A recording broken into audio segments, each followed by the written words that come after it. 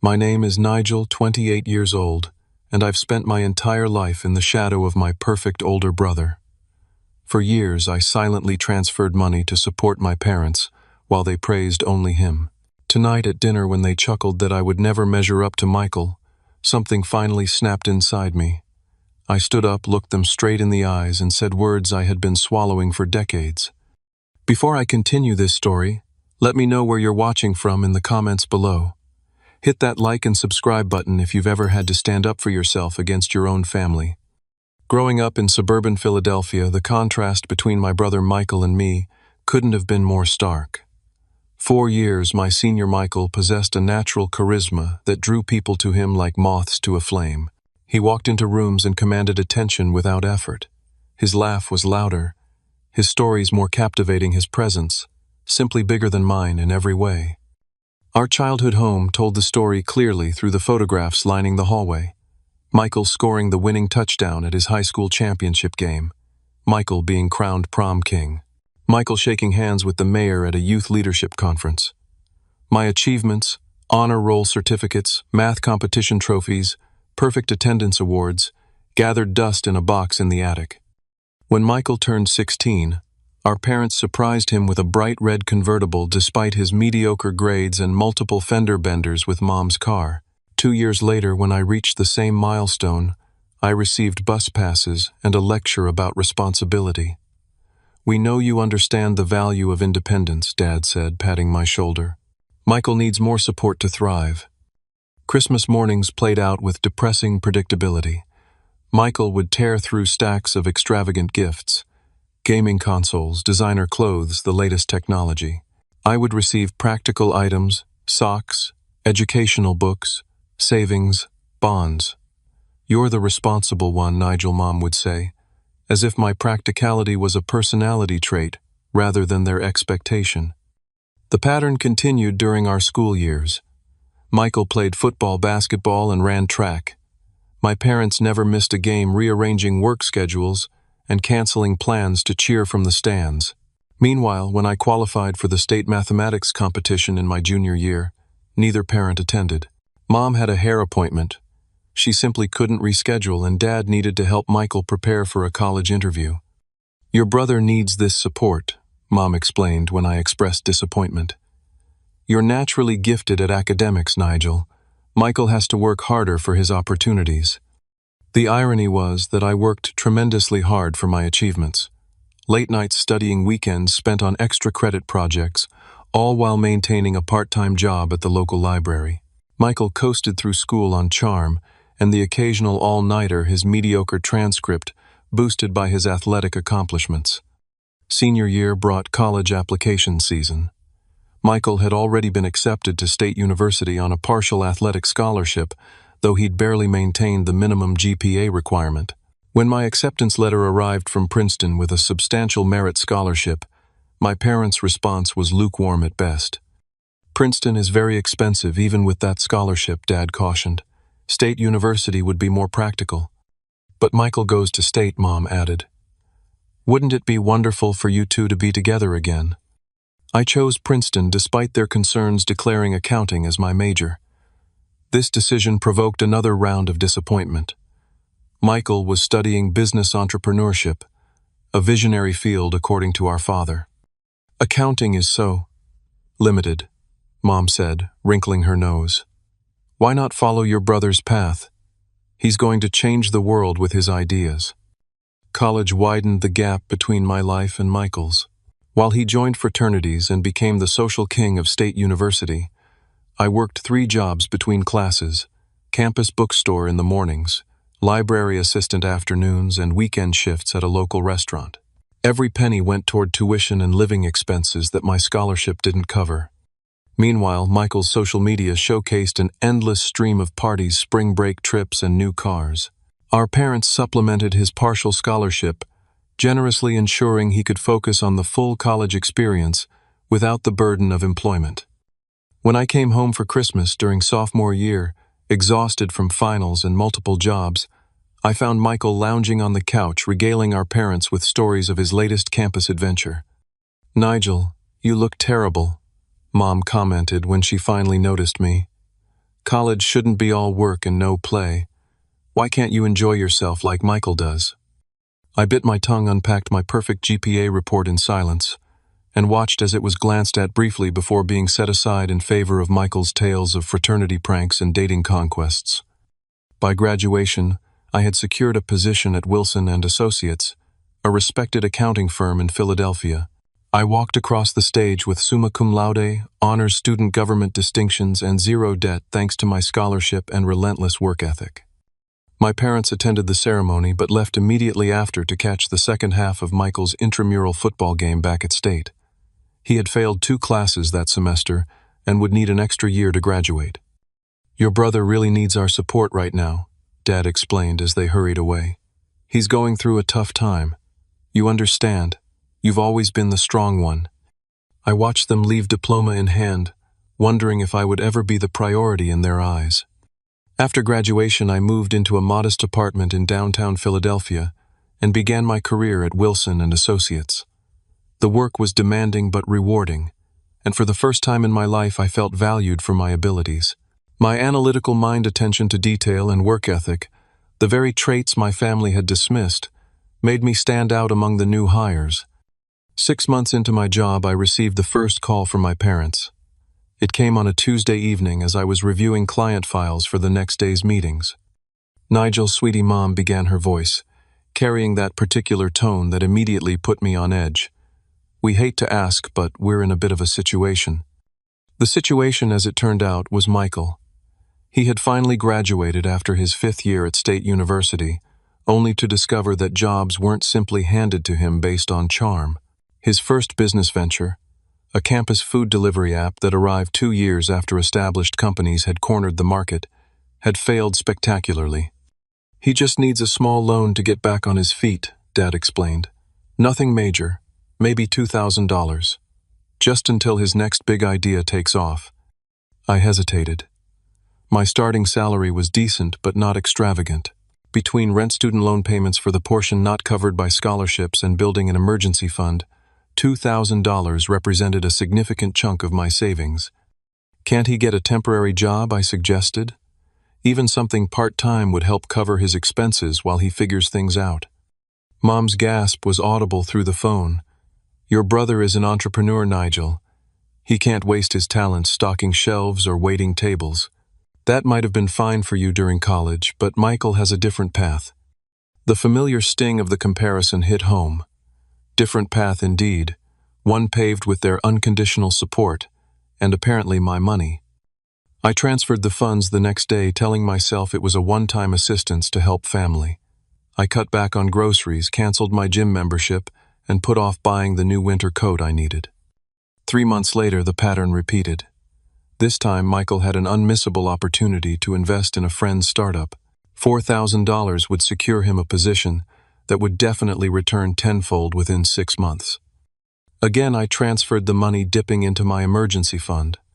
By the end of my first year at work, these temporary financial assists had become monthly occurrences. Michael's car needed repairs. Michael's rent was late. Michael needed seed money for his next venture, selling customized athletic wear that was guaranteed to be the next big trend.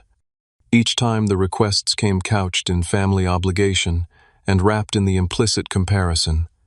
If only Michael had your head for numbers, he wouldn't need help. Michael's taking risks to achieve greatness, not playing it safe like accounting. The backhanded compliments stung while extracting more of my income. Meanwhile, my career progressed steadily. I received my first promotion 18 months in, becoming the youngest senior accountant in the firm's history.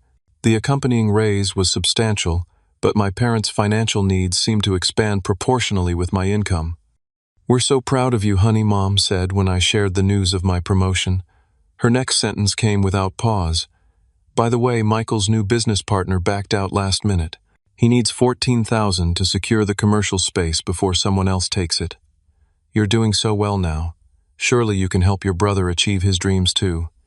I worked longer hours, took on additional clients, and sacrificed any semblance of a personal life. My apartment remained sparsely furnished. My wardrobe consisted of the minimum professional attire required for client meetings. I brought lunch from home every day, usually peanut butter sandwiches or instant noodles, while my colleagues enjoyed restaurants. Over the next 3 years, I calculated that I had transferred exactly $87,432 to my parents' account. Each transfer was documented in my meticulous records, along with the stated purpose. Not once had any of that money been repaid, nor had any of Michael's ventures succeeded enough to offer returns. During one Sunday call with my parents, I gently broached the subject of Michael finding steady employment to supplement his entrepreneurial pursuits. "Oh, you know your brother isn't cut out for the 9-to-5 grind like you are," Mom replied dismissively. "His mind works differently. He sees possibilities where others see limitations. Besides," Dad added, "he's networking constantly. Those connections will pay off big someday. You'll see." What I did see was my bank account draining month after month while Michael's social media showcased vacations in Cancun, new designer clothes, and nights out at exclusive clubs, all while supposedly struggling financially. The most revealing moment came during a cousin's wedding. Aunt Sylvia approached me during the reception, champagne in hand. "Your parents were just telling me how worried they are about you," she confided. "Always working, never taking vacations. They said you're so tight with money they worry you'll never enjoy life. Not like Michael. Now there's a young man who knows how to live." I nearly choked on my drink. The narrative my parents had constructed painted me as a joyless workaholic hoarding my earnings, while Michael, living lavishly on my sacrifices, was portrayed as the free spirit they admired. That evening I called my college friend Jason, the only person who truly understood my family dynamic. "They're using you, Nige," he said bluntly. "Has it occurred to you that your money might not even be going where they claim? Have you ever seen proof of these businesses Michael supposedly starts?" I hadn't. Each request came with elaborate stories and promises, but never documentation. Still, I couldn't bring myself to cut off my family financially. What if they really did need the money? What if Michael was on the verge of success, and my support would make the difference? The transfers continued even as resentment built. I moved to a slightly larger apartment only because working from home during tax season made my studio impractical. I bought a reliable used car only after public transportation schedule changes made commuting to client sites too difficult. Every minor improvement to my life came with guilt and justification, while Michael's extravagance continued unquestioned. This was my reality for 5 years after college. Success at work, financial strain at home, and the constant nagging feeling that I would never measure up to my brother in my parents' eyes, no matter how much money I sent their way. By my 27th birthday, I had been promoted twice more at Wilson & Associates, becoming the youngest manager in the firm's 50-year history. My client portfolio included several major businesses in Philadelphia, and partners had begun mentioning a potential fast track to junior partner, a position usually reserved for accountants with at least 15 years of experience. Mr. Thompson, the managing partner who had taken an interest in my career, called me into his office after I completed a particularly challenging audit that saved a manufacturing client millions in potential tax penalties. "Nigel, your work is exceptional," he said, leaning back in his leather chair. "But I'm concerned about your hours. Nobody should consistently be the first to arrive and last to leave. When was your last vacation?" I couldn't remember. Each year I accumulated vacation days and cashed them out instead of using them. The extra money went straight to my parents' ever-increasing needs. "You'll burn out at this rate," Mr. Thompson warned. "Take some time off. The firm will survive without you for a week." That same afternoon I was picking up coffee at the shop across from our office building when I accidentally bumped into a woman waiting for her order, nearly spilling her drink. "I'm so sorry," I apologized, reaching for napkins. "Let me buy you a replacement." "No harm done," she replied with a warm smile. "But I'll take a rain check on that coffee." Her name was Rachel, a graphic designer at the marketing agency 2 floors below my office. We chatted while waiting for our orders, and I found myself accepting her invitation to cash in that rain check the following day. Coffee with Rachel became the highlight of my week, then expanded to lunch breaks and eventually dinner. She was creative, funny, and genuinely interested in my work, a novel experience compared to my family's dismissal of my career. During our third dinner date, Rachel noticed me checking my phone, repeatedly distracted by an urgent text from my mother about another financial emergency for Michael. "Is everything okay?" she asked. "You seem stressed about money, which is odd considering your position. Are accountants secretly underpaid?" I laughed, nervously unsure how to explain my financial situation without sounding pathetic. How could I admit that despite my professional success, I lived like a college student because every spare dollar went to supporting my brother's failed ventures? "Family stuff," I replied vaguely. "It's complicated." Rachel didn't press, but as we grew closer over the following months, the disparity between my income and lifestyle became impossible to hide. When she suggested a weekend trip to New York, I had to decline. The money for hotels and Broadway shows had just gone toward Michael's latest scheme, a specialty coffee shop that needed just a little more capital before opening. "Nigel, something doesn't add up," Rachel said one evening as we sat in my sparsely furnished living room. "You drive a 10-year-old car, your furniture looks like it came from a thrift store, and you check the price of everything before ordering at restaurants. Yet you're a successful accountant at a prestigious firm. Where does your money go?" Before I could formulate a response, my phone rang. Dad calling about increasing the monthly transfer because property taxes had gone up. Spring brought a family gathering to celebrate my grandfather's 80th birthday. I brought Rachel along, nervous about introducing her to my family dynamic. The party unfolded exactly as I had feared. Michael arrived late, making a grand entrance with stories of his newest business idea, a fitness app that would revolutionize home workouts. My parents hung on every word, proudly introducing him to extended family members as our entrepreneur son. I was simply our other son, the accountant. No mention of my career achievements or the fact that I had been supporting the family financially for years. During dinner, I overheard my father enthusiastically telling my uncle that he and Mom had invested their retirement savings in Michael's new venture. "It's a sure thing," Dad insisted. "Michael has really found his calling this time." Ice formed in my stomach. Their retirement savings. The same parents who called me weekly for financial assistance had funds to invest in Michael's schemes. Later that evening, as we drove home, Rachel broke the silence. "Your family treats you like you're invisible. And what was that about your parents investing in your brother's business? I thought they needed your help to make ends meet." Her observation cracked something open inside me. For the first time, I began seriously questioning the narrative I'd accepted for years. The following weekend, I reviewed 5 years of bank statements, creating a spreadsheet of every transfer to my parents, with the corresponding reason. The total made me physically ill: $146,872 since graduation. On a hunch, I cross-referenced the dates of major transfers with Michael's social media posts. The pattern was unmistakable. A $20,000 business loan coincided with Michael's photos from a 2-week European vacation.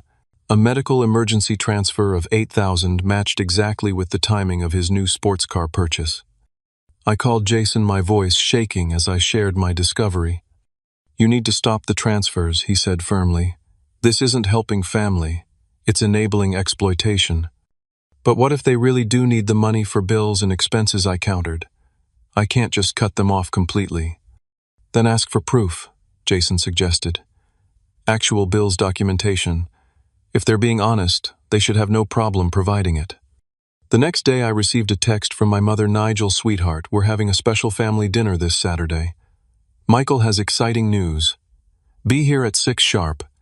I stared at the message, feeling the familiar mixture of obligation and dread.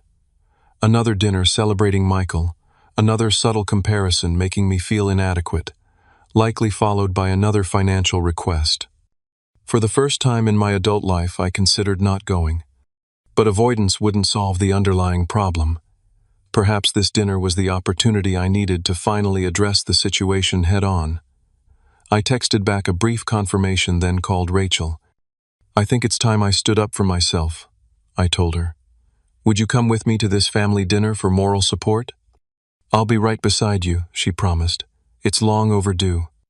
That Saturday evening, as we approached my parents' house, I felt a strange calm settle over me. Something was going to change tonight.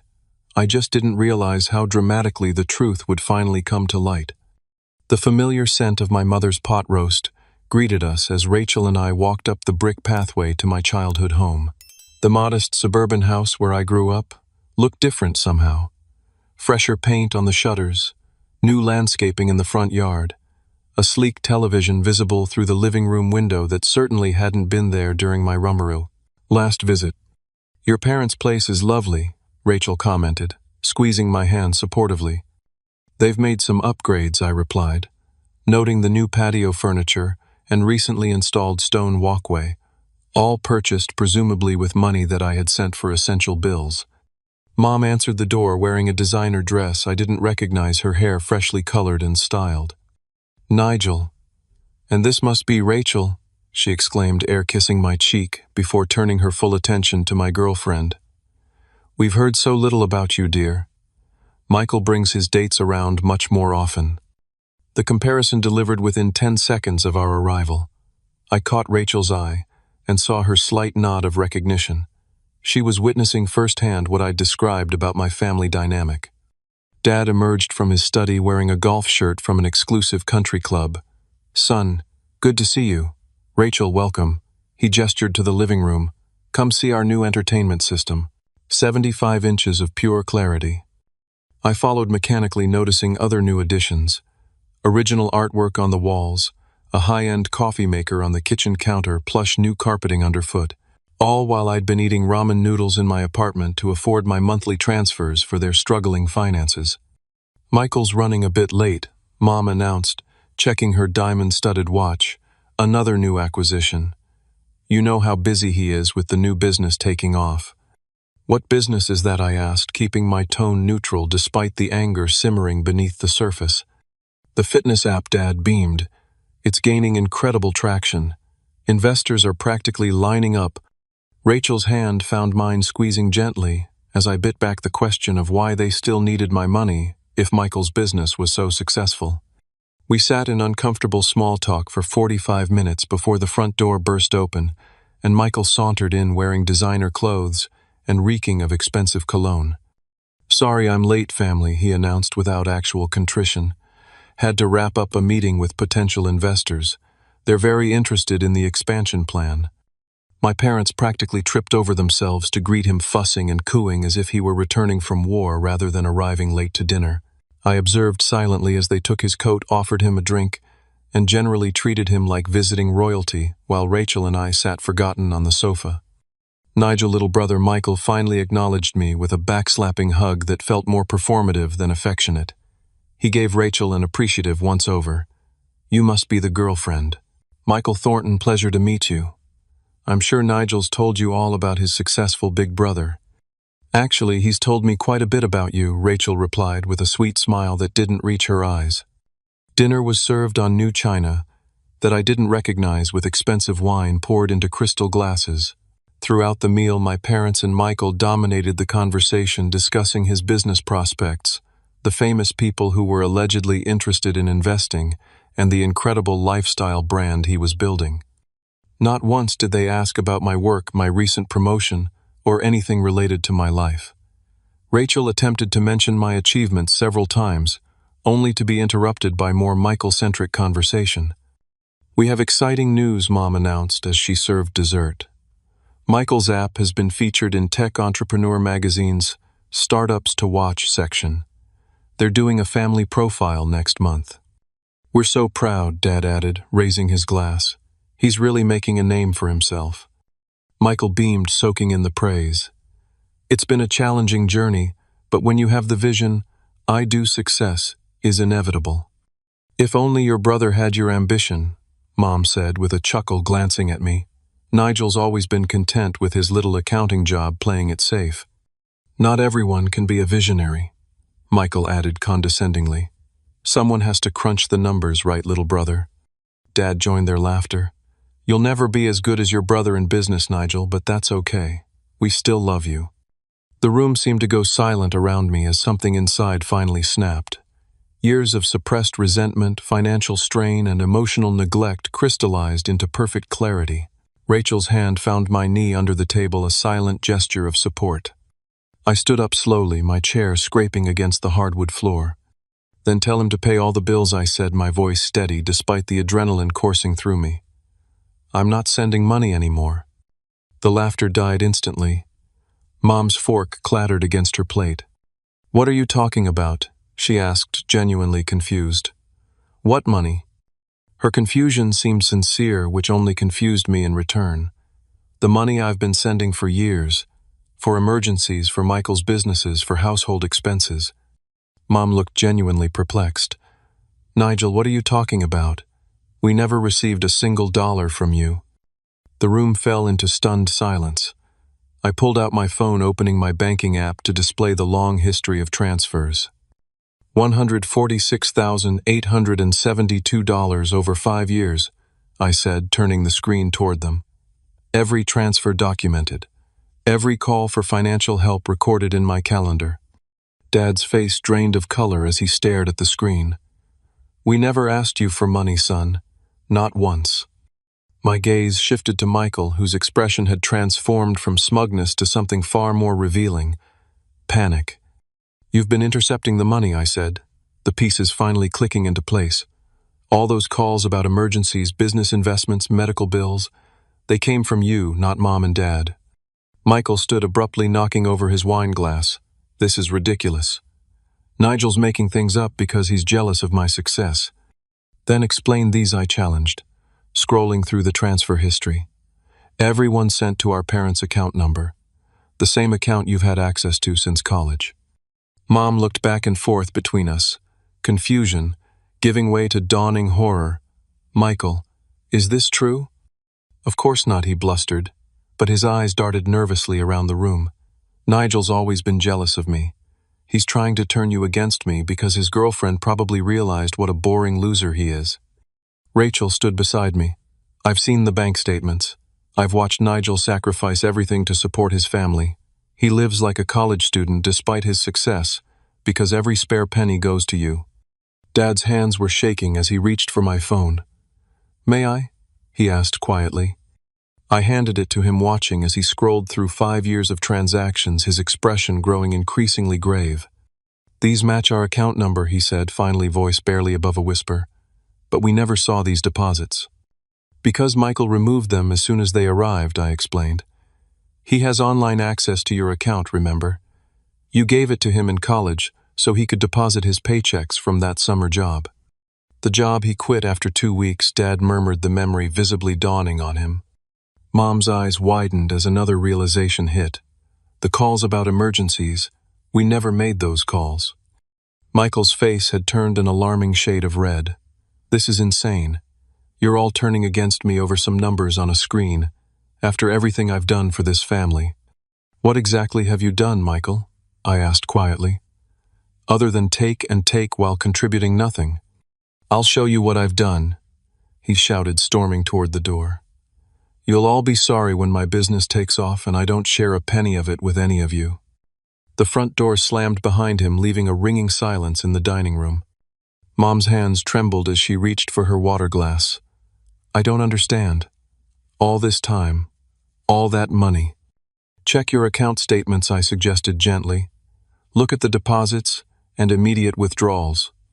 Dad was already pulling out his phone, logging into their bank account with shaking fingers. His face grew increasingly pale as he scrolled through the history. They're all here, he whispered.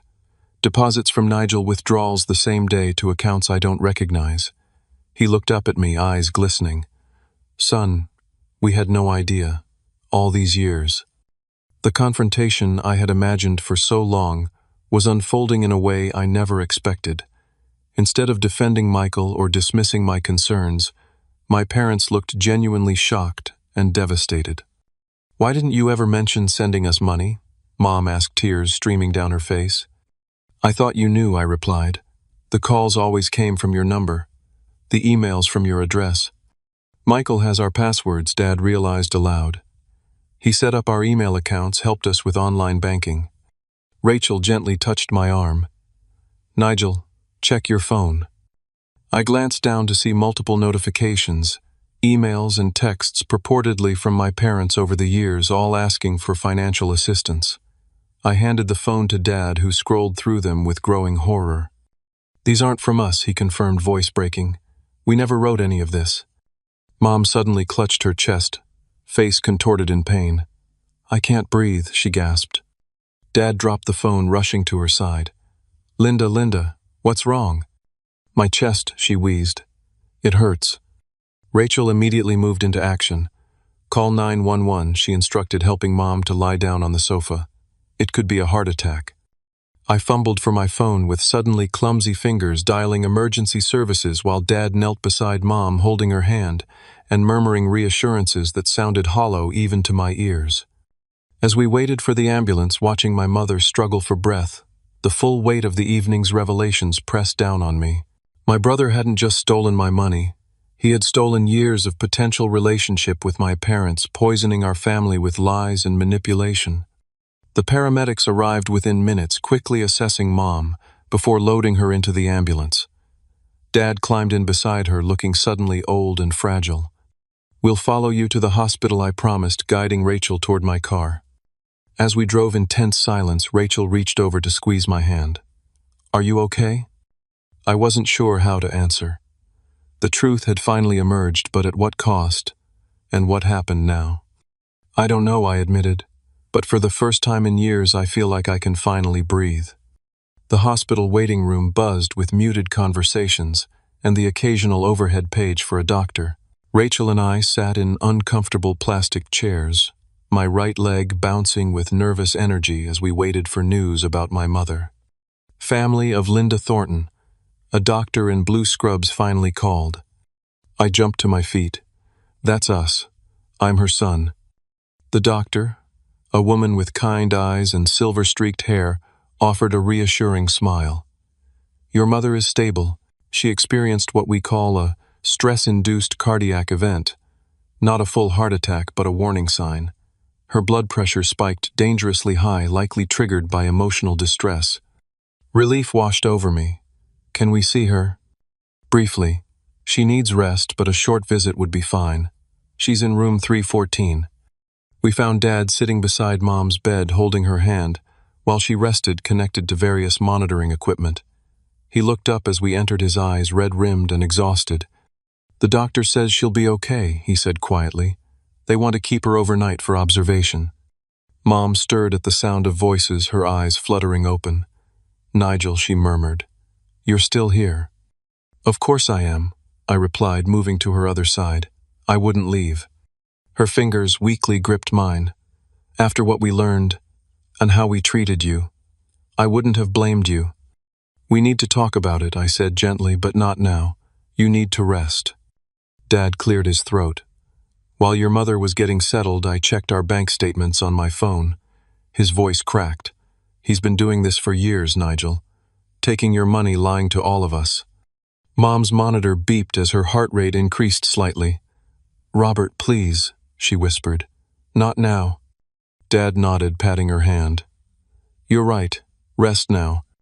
We sat in silence for several minutes before a nurse appeared to inform us that visiting hours were ending. Dad insisted on staying overnight in the recliner beside Mom's bed while Rachel and I reluctantly prepared to leave. I'll come back first thing tomorrow, I promised, leaning down to kiss Mom's forehead, a gesture I hadn't made in years. As Rachel and I walked through the hospital parking lot, my phone buzzed with a text from Michael. Hope you're happy now. You've ruined everything. I showed it to Rachel, who shook her head in disbelief. Even now, he's making himself the victim. That's always been his way, I replied, tucking the phone away without responding. The following morning, Rachel and I returned to the hospital with coffee and breakfast for Dad. We found him standing in the hallway outside Mom's room, speaking quietly but intensely with a nurse. Everything okay? I asked, approaching cautiously. Dad turned, his expression grim. Michael showed up at 6 this morning.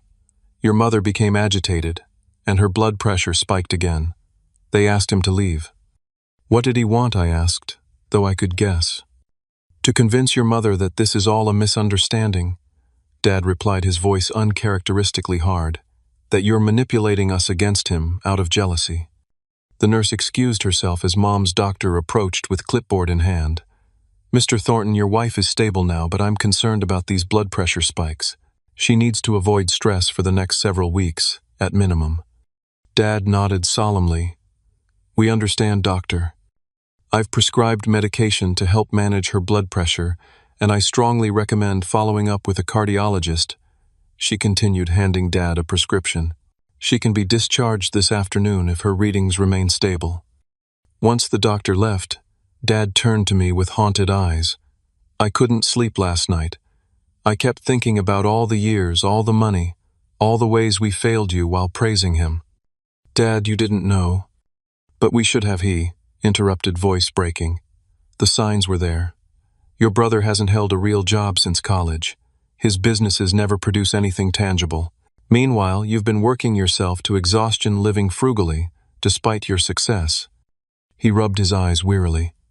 I checked our account history as far back as the bank's online records go. Michael has been siphoning money for years. Not just your transfers, but withdrawals from our retirement accounts, too. My stomach dropped. How much?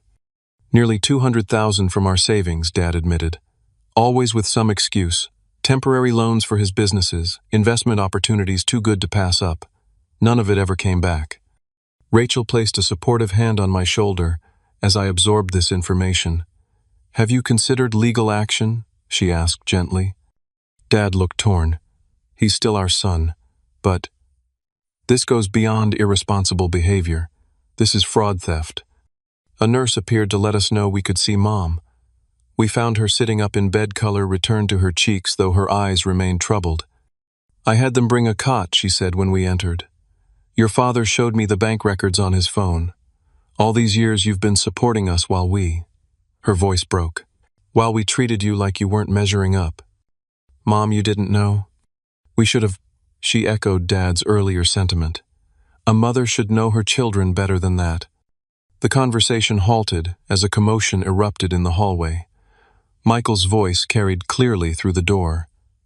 That's my mother in there. You can't keep me from seeing her. Dad stepped into the hallway, closing the door behind him. Through the window, I watched him confronting Michael, their gestures becoming increasingly animated. Should we intervene? Rachel whispered. Before I could answer, the door burst open, and Michael stormed in, Dad close behind him. Tell them, Mom, Michael demanded, moving to her bedside. Tell them, this is all a misunderstanding. Mom's heart monitor began beeping faster.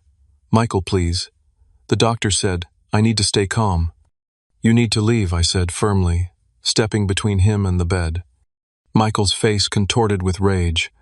This is your fault. You've turned them against me with your lies. The bank statements don't lie, Michael, Dad said, his voice steady despite his obvious distress. We've seen the transfers from Nigel and the withdrawals you made. I was managing the money for you, Michael insisted, investing it to secure your future. Where are these investments? I challenged. Show us the returns, the documentation. Michael's eyes darted around the room like a cornered animal. It's complicated. These things take time to mature. While you took vacations and bought designer clothes, Rachel observed quietly. Michael pointed an accusatory finger at her. You stay out of this. This is family business. Rachel is family to me, I replied, taking her hand. And she's seen firsthand how I've been living to support you all these years. A security guard appeared in the doorway, summoned by a nurse who had noticed the escalating situation. Is there a problem here? Yes, Dad said firmly. My son is causing a disturbance that's affecting my wife's health. He needs to leave. Michael's face registered shock at Dad's betrayal. You're choosing him over me after everything I've done for this family. What exactly have you done? Michael, Mom asked quietly from her bed.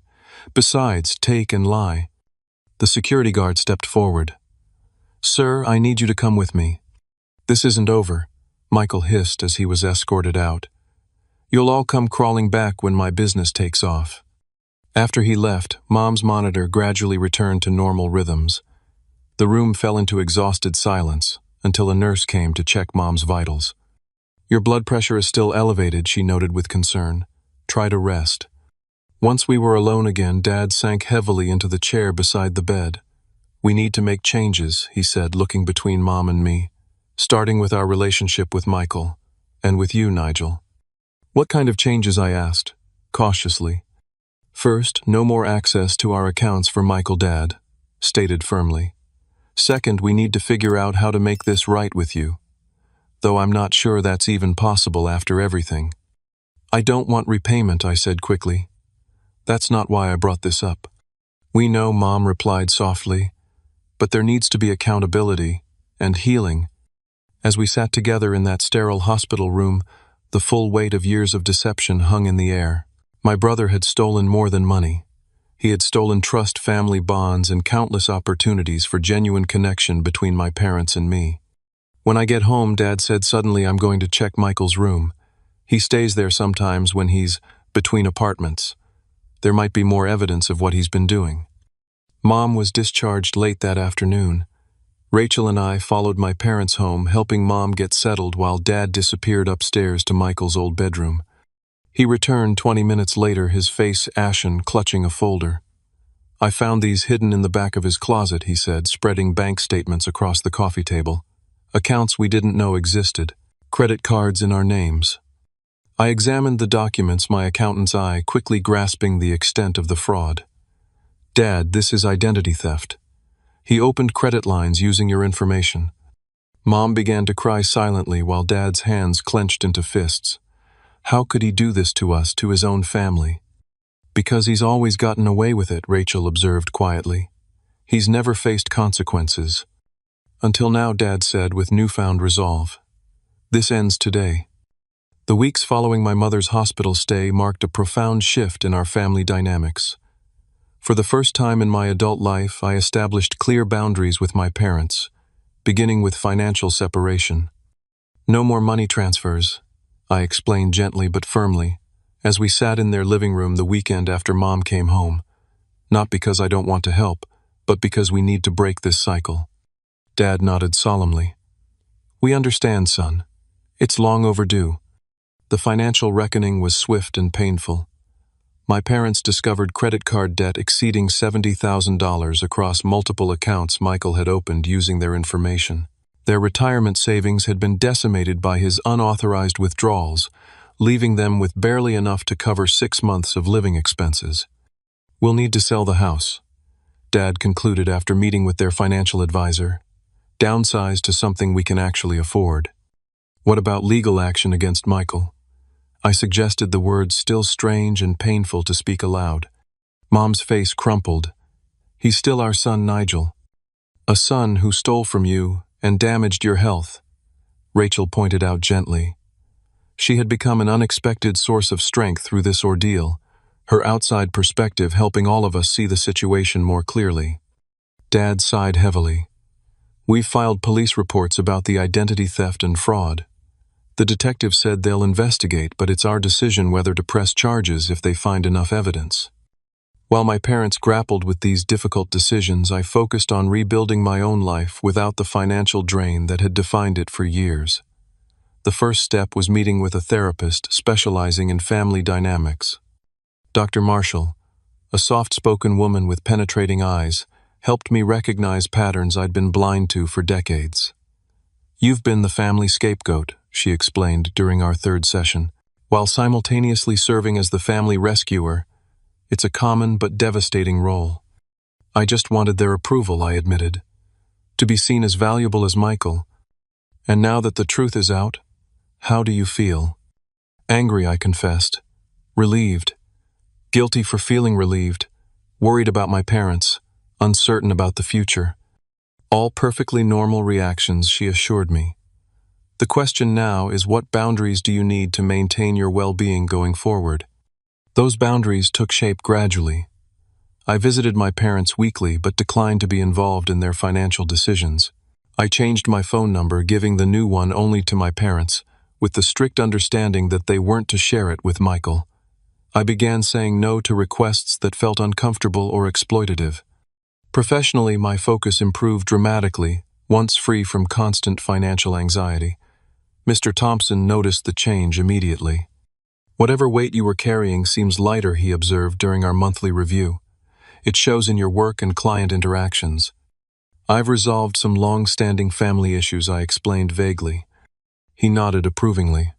Well, it's opened a path to that junior partnership we discussed.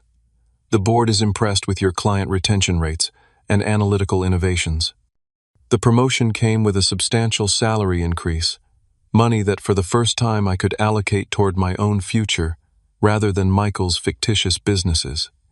Rachel and I celebrated with dinner at an upscale restaurant I would have previously considered an extravagant waste.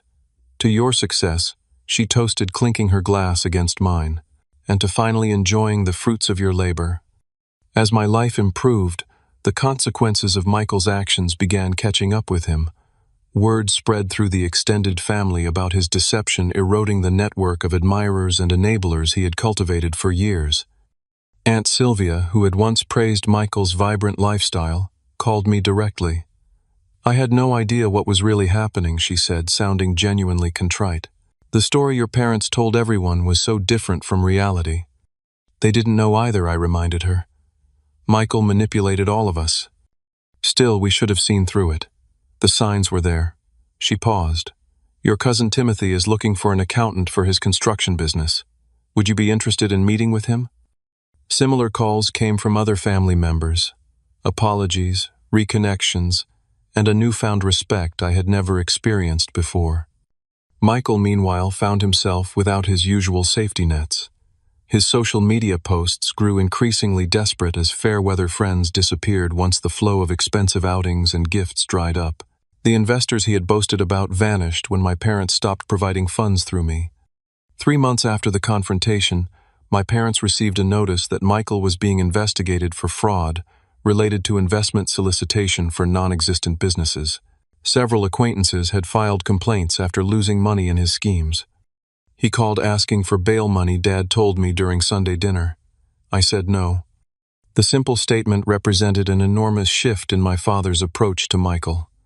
For the first time, he was allowing natural consequences to unfold, rather than rushing to the rescue. How did he take it? I asked carefully. Not well, Dad admitted. He accused us of abandoning him when he needs us most. Said if we really loved him, we'd help him one last time. The same manipulation tactics he's always used, Rachel observed. Mom nodded sadly. We see it now. All these years we thought we were supporting his dreams. Instead, we were enabling his worst behaviors while neglecting you. Their recognition of the pattern brought a complicated mixture of validation and grief. I was finally being seen clearly, but the circumstances were heartbreaking for all of us. My parents sold their house in August, moving to a modest condominium that better matched their actual financial situation. The process of downsizing forced them to confront the materialistic values that had partially fueled the family dysfunction. We don't need all this stuff, Mom realized as we packed boxes. We spent so much time trying to keep up appearances, impressing people with things bought with money we didn't even have. Dad discovered renewed purpose through the crisis, volunteering at a financial literacy program for seniors. If I can help one person avoid what happened to us, something good will have come from this mess, he explained. Michael's legal troubles culminated in a plea deal, probation and restitution rather than jail time contingent on therapy and steady employment. The court ordered him to repay his victims and attend financial responsibility classes. He appeared at my parents' new condo one evening in October, looking nothing like the confident, charismatic brother I remembered. His designer clothes had been replaced by worn jeans and a faded sweatshirt, his normally perfect hair grown out and unkempt. They want me to apologize to everyone I've hurt, he explained awkwardly, when my parents called to tell me he was there, part of the therapy program. I drove over with Rachel, uncertain what to expect, but knowing this conversation was necessary for my own healing process. Michael sat stiffly on the edge of the sofa, hands clasped between his knees. I'm sorry, he began, reciting the words like a reluctant schoolboy. I took advantage of all of you. I lied and manipulated to get what I wanted. Why? I asked simply. Why the elaborate deception? Why not just work for what you wanted like everyone else? He looked genuinely confused by the question. Because that's too hard. I'm not like you, Nigel. Things don't come easily to me. Nothing came easily to me. I corrected him. I worked for everything I achieved. The difference is, I actually did the work instead of stealing and lying. Michael had no response to that, his gaze dropping to the floor. "Are you actually sorry, or just sorry you got caught?" Rachel asked pointedly. "Both, I guess," he admitted with surprising candor. "I never thought about the harm I was causing. It just seemed easier to take from Nigel. He always had it together. I figured he could afford it. While I lived paycheck to paycheck, sacrificing everything to send money I thought was helping our parents," I said, the old anger resurfacing. Michael nodded miserably. "The counselor says I have narcissistic tendencies, that I only saw how things affected me, not others." It wasn't a satisfying explanation for years of deception, but it was perhaps the most honest Michael had ever been with any of us. Dad cleared his throat. "We're willing to support your recovery, Michael, but not financially, and not without accountability." "I know," Michael replied quietly. "I have to earn trust back. The therapist says it might take years if it happens at all." As we left that evening, I felt an unexpected lightness. Not forgiveness, that seemed premature, but perhaps the first step toward a new type of relationship with my brother. One based in reality, rather than manipulation and deception. "Are you okay?" Rachel asked as we drove home. "I think I will be," I replied. "For the first time in years, everyone is seeing the situation clearly. That's its own kind of healing." November brought Thanksgiving, the first holiday since the truth had emerged. My parents hosted in their new modest condo, with Rachel and me bringing most of the food. Michael attended briefly, still awkward and subdued, bringing a store-bought pie and making halting conversation before leaving early for his therapy-mandated support group. As we sat around the table, Dad raised his glass. "I'm thankful for truth this year. Painful as it's been, living honestly is better than comfortable deception." Mom reached for my hand. "And I'm thankful for second chances. Nigel, we failed you for so many years. Thank you for giving us the opportunity to make amends." The simple acknowledgement brought tears to my eyes, the validation I had sought for decades finally given freely and sincerely. "To new beginnings," Rachel added, squeezing my other hand. For the first time in memory, I felt truly seen within my family, not as Michael's less impressive brother, not as the reliable source of financial support, but as Nigel, valued, respected, and finally understood for who I actually was. 6 months after that fateful dinner confrontation, my life had transformed in ways I never imagined possible. The most visible change was my living situation. Rachel and I had moved in together, purchasing a comfortable townhouse in a vibrant Philadelphia neighborhood. After years of deprivation, I finally allowed myself to enjoy the fruits of my hard work, creating a home that reflected both our personalities. "Remember your old apartment?" Rachel teased as we arranged furniture in our new living room, the fold-out sofa and the wobbly kitchen table, and the leaky faucet I never fixed because the money for the plumber always went to my parents. I added, able to laugh about it now. Our home became a sanctuary, the first place I'd lived that truly felt like mine, unburdened by financial strain or family obligation. Simple pleasures I'd denied myself for years now brought genuine joy: quality groceries, occasional restaurant meals, weekend trips to nearby cities, even starting a modest investment account for our future. My relationship with my parents evolved into something healthier than I'd ever experienced. Without Michael's manipulation and the financial dependence, we discovered common ground and genuine appreciation for each other. Dad and I bonded over weekend fishing trips, while Mom took sincere interest in my career achievements. "We're getting to know each other for the first time," Mom observed during one Sunday visit. "All those years we never really saw you clearly." Their financial situation stabilized gradually. Dad found part-time work as a consultant in his old industry, while Mom sold handcrafted jewelry at local markets, a hobby she'd abandoned years ago when Michael's demands consumed their resources. They lived modestly but sustainably free from the cycle of deception that had characterized the previous decade. Michael's journey proved more complicated.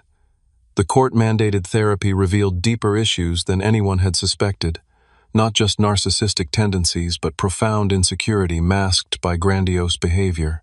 Without the constant validation and financial support he'd relied on, he struggled to establish a functional adult life.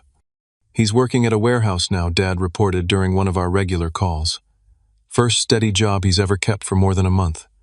"How's he doing with it?" I asked, surprised to find I genuinely wanted to know. "Struggling with the authority structure, but showing up consistently. His therapist says that's significant progress." Our direct interactions remained limited and cautious. Occasional family gatherings where we exchanged polite but distant conversation. Brief text messages on birthdays or holidays. The trust destroyed by years of deception couldn't be rebuilt quickly, if ever. "Do you think you'll ever forgive him completely?" Rachel asked one evening as we discussed the upcoming Easter dinner where Michael would be present. I considered the question carefully. Forgiveness isn't the same as forgetting or allowing someone back into a position where they can hurt you again. I can forgive the past while maintaining boundaries for the future. This perspective, the ability to separate forgiveness from vulnerability, represented my greatest personal growth. Weekly therapy sessions with Dr. Marshall helped me recognize and address patterns established since childhood: the people-pleasing, the excessive responsibility, the seeking of validation through sacrifice. "You've internalized the family narrative, that your worth comes from what you provide for others," she observed during one particularly insightful session. "Real self-worth comes from within, not from external validation." Learning to prioritize my needs without guilt became my ongoing work. Small steps at first, saying no to optional overtime, setting aside personal time for hobbies, expressing preferences without apology. Each boundary established and maintained strengthened my sense of self. Professional success followed naturally from this newfound balance. The junior partnership materialized earlier than expected, bringing not just financial rewards, but recognition of my contributions to the firm. Mr. Thompson became a mentor rather than just a boss, guiding my development with genuine interest. "You've found your voice," he commented, after I confidently presented a controversial but sound tax strategy to a major client, not just technically but as a leader. The greatest joy, however, came through my relationship with Rachel. Without the constant drain of family obligations, I could fully invest in our future together. Weekend hikes, cooking classes, planning a trip to Europe, all the normal activities of a couple in love that had once seemed impossibly luxurious.